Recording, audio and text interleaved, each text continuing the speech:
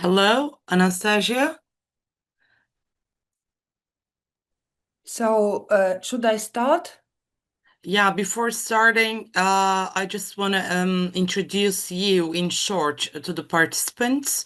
Thank you. Sayın hocalarımız, hepiniz online oturumun ikinci gününe hoş geldiniz. Anastassia hocamız bize e, konusunu söyleyeyim, konuşma konusunu tele işbirliği yoluyla kültürlerarası iletişimin geliştirilmesi noktasında bilgilendirmelerde bulunacak. Anastasia, you can start to your speech if you feel ready. Mhm. Thank you so much. Thank you so much for your invitation. And my name is Anastassia ZABRODSKAJA. I'm professor of intercultural communication at Tallinn University. So, and on my background, you see actually the old city center of Tallinn. I just wanted to exemplify that here in Tallinn we have winter now, and actually we Yeah. already have a Christmas tree in this right in the city center. So soon we will start with our Christmas market, and just a little bit a small representation of Tallinn and Estonian weather right now here. And actually, yesterday we had our first snow, so we are very happy about it. I will be talking. Okay, Anastasia, Yeah. I will just translate, okay, Yes. from Yes. time to time. Anastasia, background'ındaki, arka planındaki fotoğrafından bahsediyor. Tallinn'in bir fotoğrafı ve orada artık kışın başladığı ve ilk karın düştüğünden bahsediyor. Ve aynı zamanda bugünkü konuşmasının da özellikle Tallinn'i ve Estonya'yı tanıtmak üzerine olacağını ifade ediyor. Yes, Mhm. Anastasia, we are Thank listening you. to you. Yeah. Thank you. So, if to talk about why do we need telecollaboration and how we can promote intercultural communication competence, then actually it's important to remember, first of all, that we had COVID and in 2021, and because of that, it was also a great influence on students exchange. And despite we have a lot of international students at Tallinn University, still I started thinking that intercultural communication competence is essential. And actually, we need to make sure that students have this flexibility to work in intercultural environment. Okay. 2000 özellikle Covid-19'un başlamasıyla birlikte bu durum öğrenci değişimi üzerinde de çok büyük bir etki yarattı.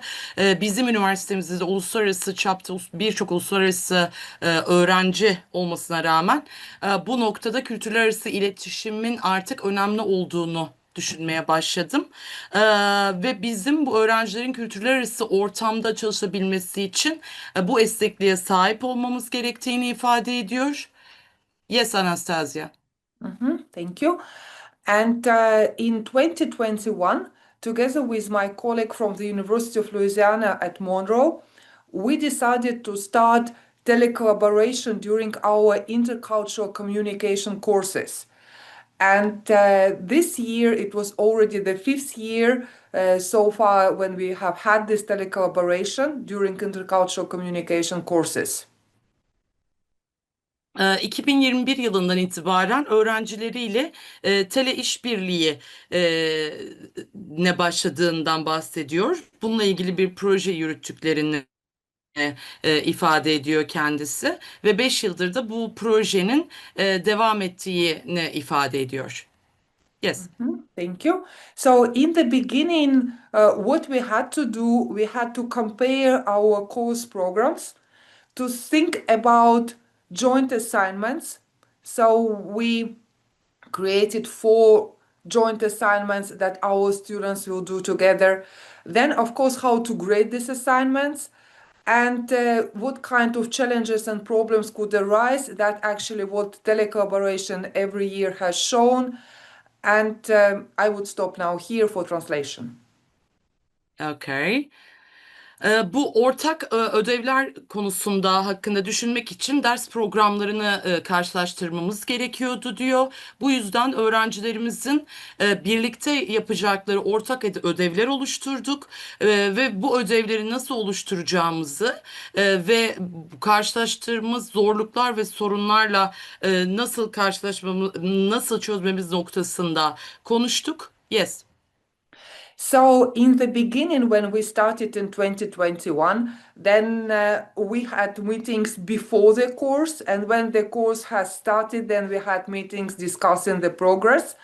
And of course, in the beginning, 5 years ago, we had to meet much more, many times that we meet now.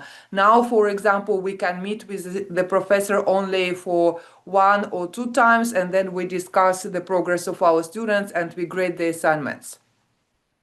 Bu course programına yani derse başlamadan önce nasıl ilerleyeceğimizi tartışmak için çeşitli toplantılar gerçekleştirdik. Tabii ki başlangıçta yani 5 yıl öncesinde şimdikinden çok daha fazla toplantı gerçekleştirdik, yapmamız gerekiyordu. Ve öğrencilerin ilerlemesini ve yapacakları ödevler noktasında tartışmak için bir profesörle bir ya da iki kez haftada görüşme gerçekleştiriyorduk. So, how it looks like in during the semester? So, in the beginning of September, I start my in-person course here at Tallinn University. And American students usually start like 1 or 2 weeks before we start here after the September 1st. And then somewhere in the beginning of September, we have the first joint meeting. So that's a synchronous activity when Tallinn University students see American students for the first time. We have this introduction. And then after that, students are grouped. And usually we have 8 groups, 9 groups, 10 groups. And then they continue working in these groups. Okay. Dönem boyunca neler yaptığından bahsediyor Anastassia. Eylül ayının başında Tallinn Üniversitesi'nde yüz yüze derslere başladıklarını ama tabii Amerikalı öğrenciler de olunca Amerikalı öğrencilerin bir iki hafta önce başlamasından kaynaklı olarak biz Eylül ayının başlarında ilk toplantımızı gerçekleştirdik. Ortak toplantımızı gerçekleştirdik. Bu da Tallinn Üniversitesi öğrencilerinin ilk kez Amerikalı öğrencilerle ilk kez tanışmak için bir araya geldiği eş zamanlı bir etkinlik planladık ve ardından öğrencileri gruplara ayırdık. Genellikle de 8 grup, 9 grup, 10 grup şeklinde bir gruplama geliştirdik. Yes, please. Thank you.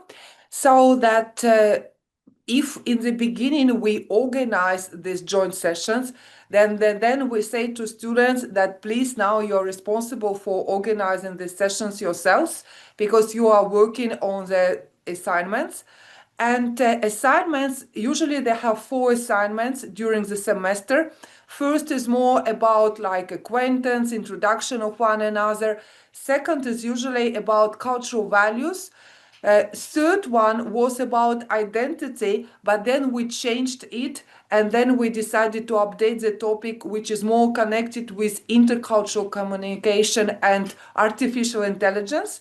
And the last one is about conflicts and conflict resolution. Okay.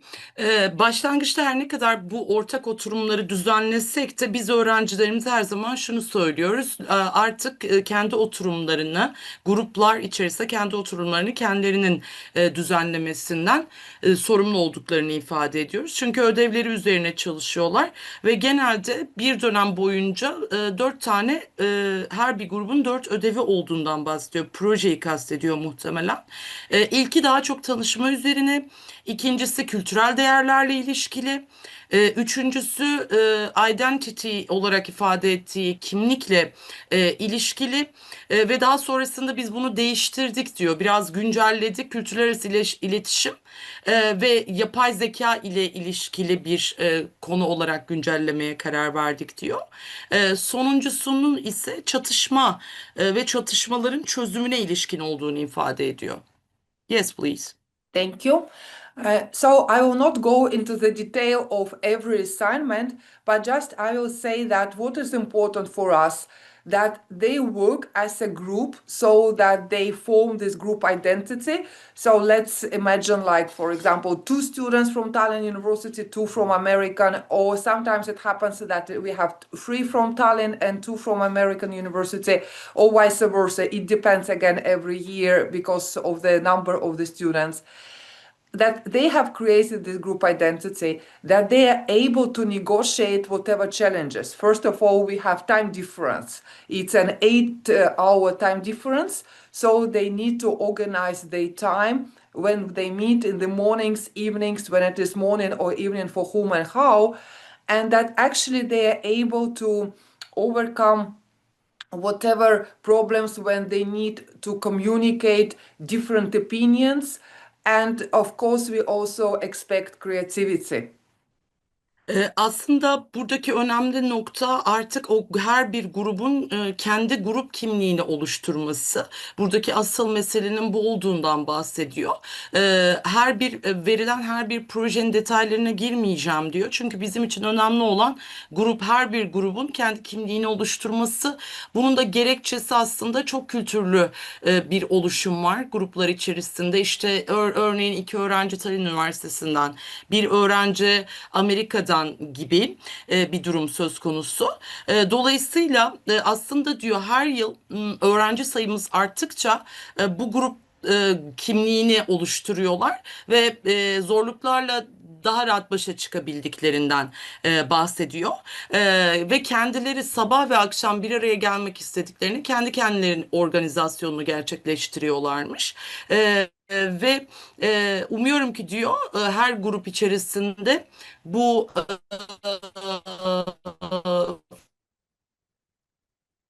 farklı görüşleri bir sorun çıktığında bu sorunların üstesinden gelebilirler ve tabii ki biz her gruptan yaratıcılık da bekliyoruz.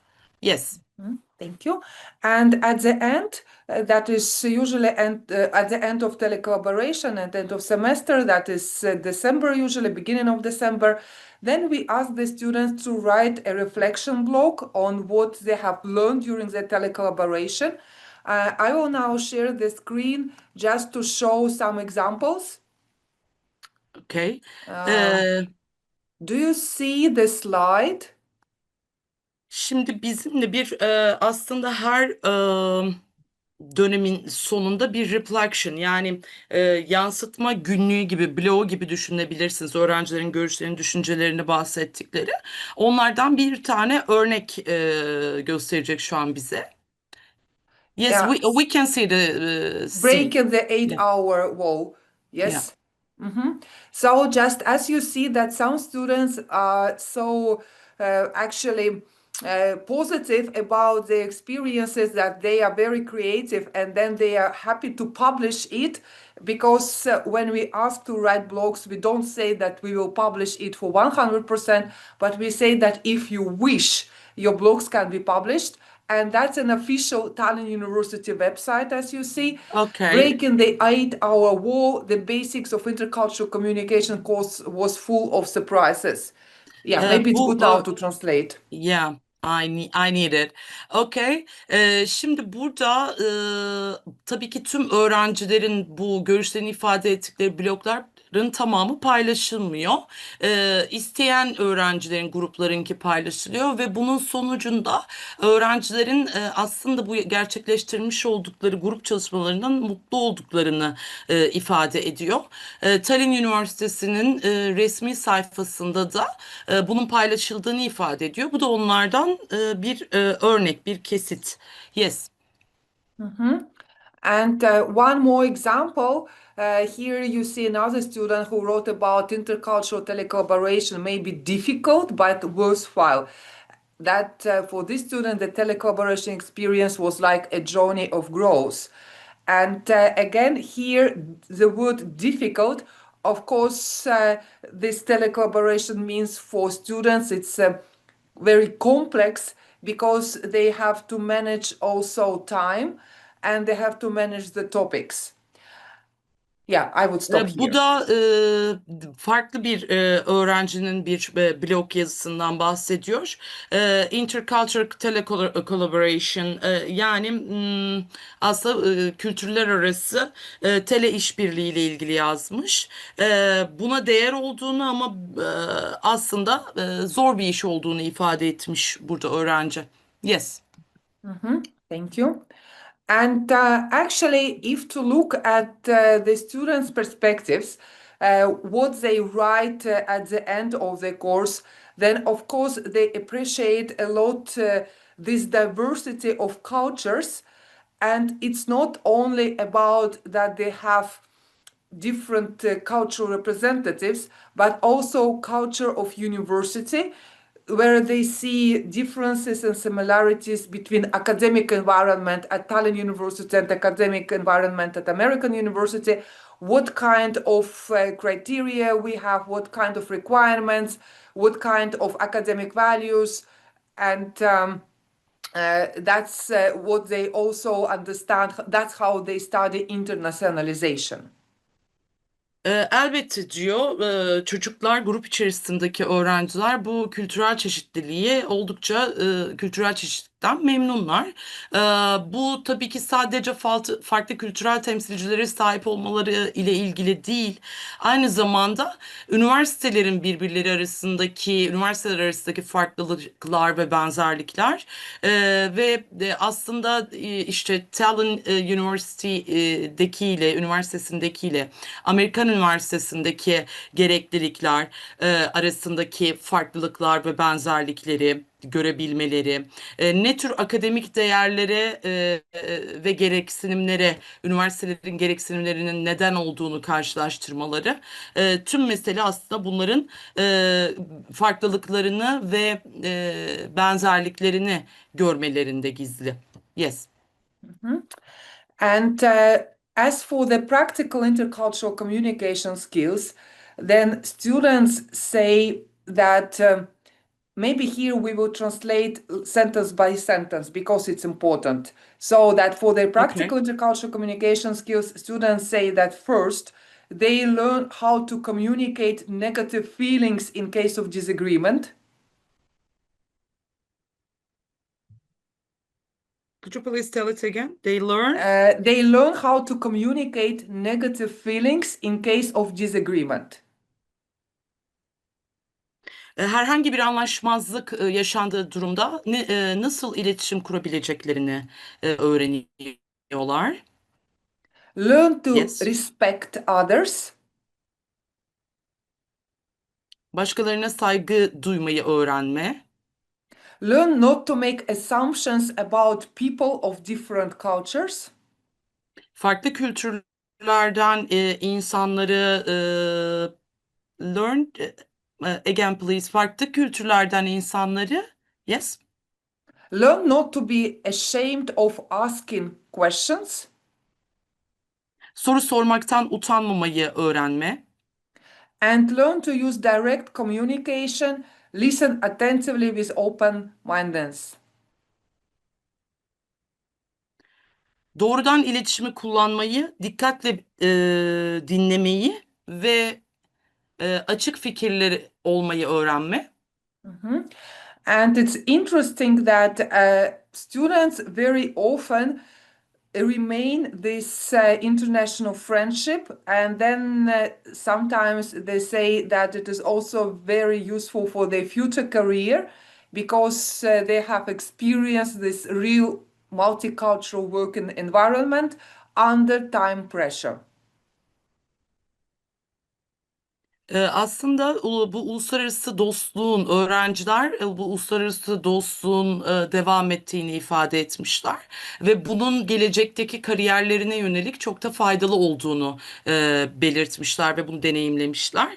Herhangi bir baskı altında bile çok kültürlü çalışma ortamının uygun olduğunu, çalışma ortamından mutlu olduklarını ifade etmişler. Yes. And at the same time, as the course continues, runs throughout the whole semester. So students have these telecollaboration sessions, and at the same time they have lectures.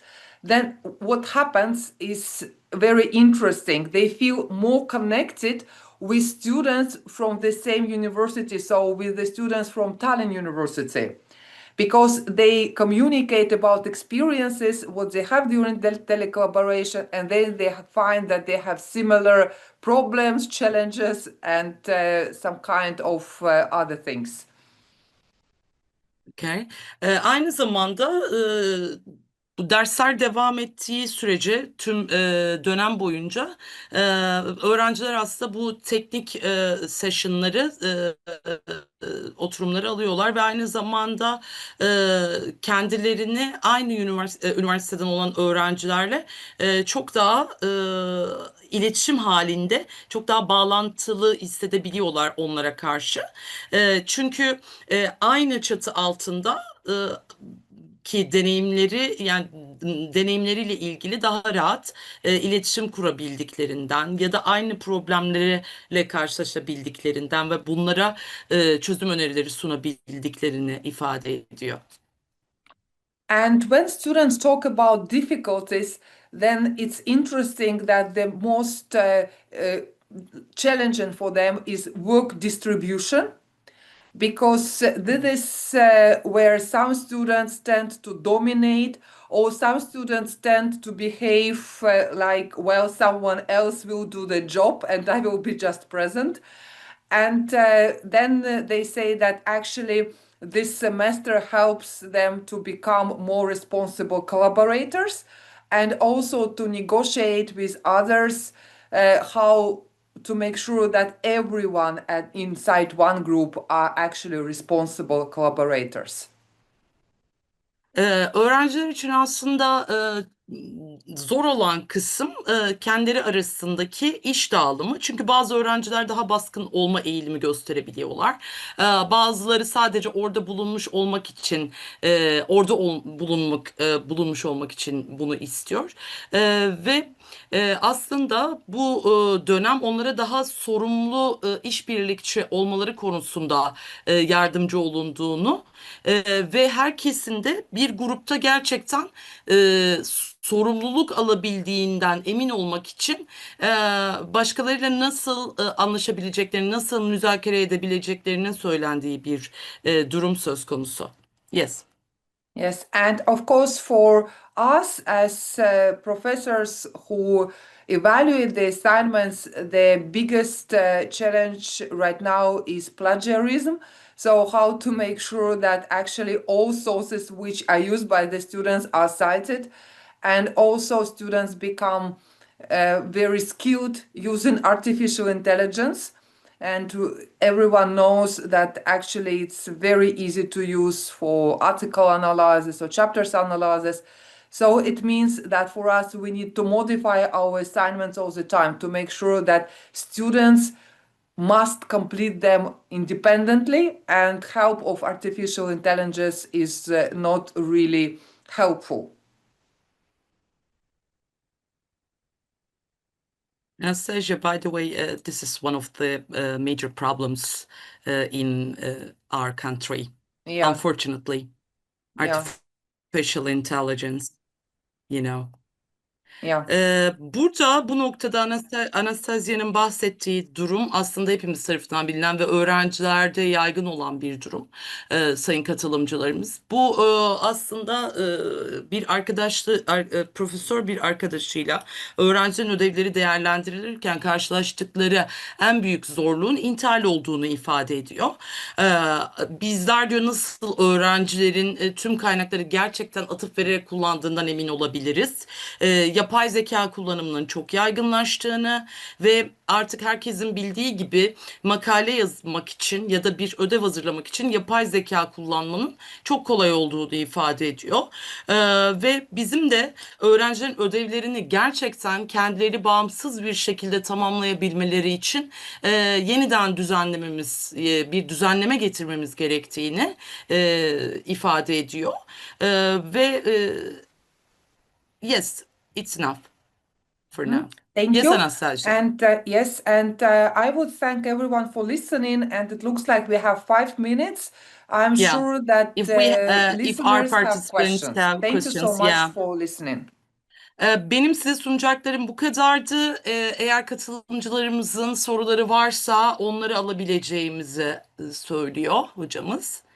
Sayın katılımcılarımız, sorularımız varsa chat kısmından da yazabiliriz.